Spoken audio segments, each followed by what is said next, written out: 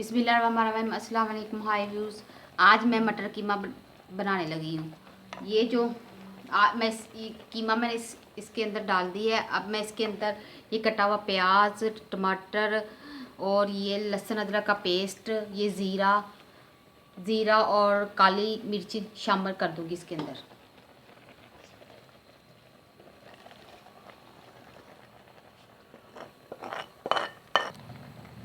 इसके अंदर मैंने मसाला भी शामिल कर दिए हैं और इसको अच्छी तरह मैं मिक्स कर लूँगी। अब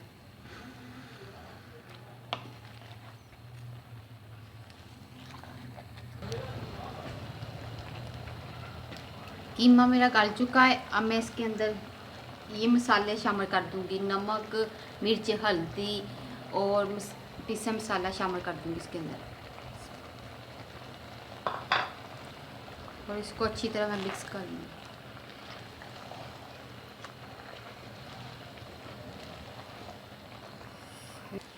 कीमे को भूनने के लिए इसके अंदर मैं गरम गरम ऑयल डालूँगी। बिस्मिल्लाह।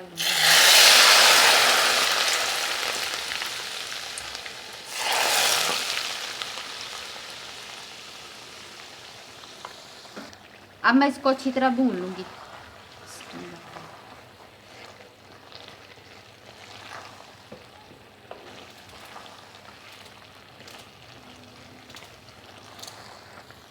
कीमा मैंने ऑयल में भून लिया है। अब मैं इसके अंदर ये स्टीम किए हुए मटर डाल दूँगी। इसको मैंने गला लिया था पहले। और अच्छी तरह मिक्स कर दूँगी।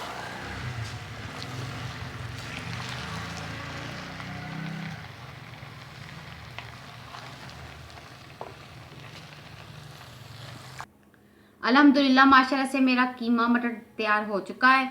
मेरे बच्चों को और हस्बैंड को बहुत पसंद है। उनकी फरमाइश पे मैंने आज तैयार किया है। ये साथ मैंने सैलेड रखा है। इस तरह कभी आप रोटी के साथ या नान के साथ इसको खाएं, बहुत टेस्ट आएगा। घर में ज़रूर ट्राई कीजिएगा। अपना और अपने बच्चों का, अपने हस्बैंड का, बुज़ुर्गों का ख्याल रखें। मेरे चैनल को लाइक कीजिएगा। अल्लाह हाफिज़।